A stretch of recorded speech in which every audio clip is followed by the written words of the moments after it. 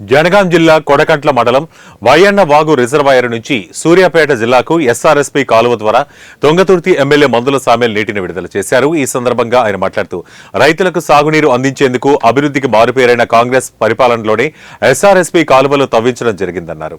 ఈ రిజర్వాయర్ నుంచి నీటిని విడుదల చేయడం వల్ల సూర్యాపేట జిల్లాలో 2,13,000 ఎకరాలకు నీరు అందుతోందన్నారు.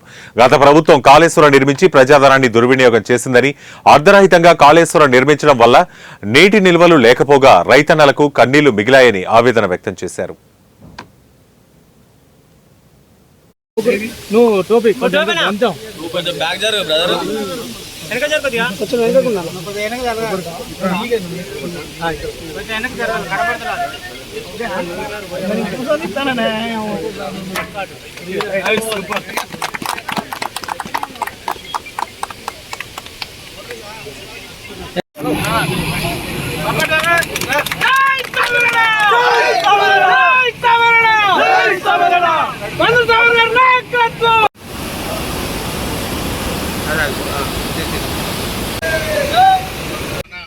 గౌరవ ముఖ్యమంత్రి వర్యులు రేవంత్ రెడ్డి గారు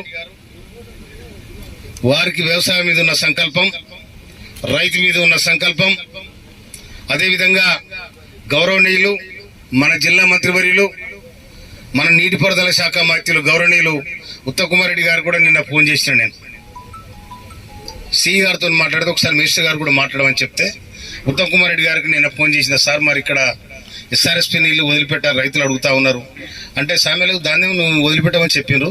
వారికి కూడా ఈ సందర్భంగా నేను ధన్యవాదాలు తెలియజేస్తా ఉన్నాను.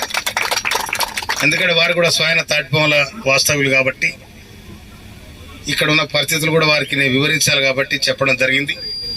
కనుక ఈ ప్రభుత్వం రైతు పక్షపాత ప్రభుత్వం. ఇలా గత ప్రభుత్వం ₹1,00,000 మాఫీ చేస్తారని 4 సార్లు ఇస్తే ఎవరికి మూలకు కూడా సరిపోలే, మూతలకు కూడా సరిపోలే. కానీ ఇలా ఎట్ ఏ టైం 2 లక్షల నుంచి ₹1,50,000 నుంచి ₹2,00,000 మాఫీ జరిగింది.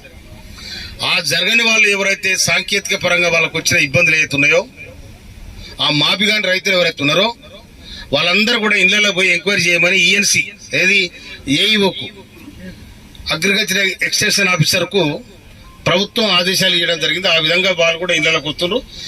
వాళ్ళు రిపోర్ట్ చేసే సందర్భంలో ఈ ఫ్లడ్స్ వచ్చినాయి, వరదలు వచ్చినాయి, మన అదృష్టానికి వచ్చినాయి వరదలు కూడా. కనుక ఈ ప్రభుత్వం రైతు పక్షపాతి,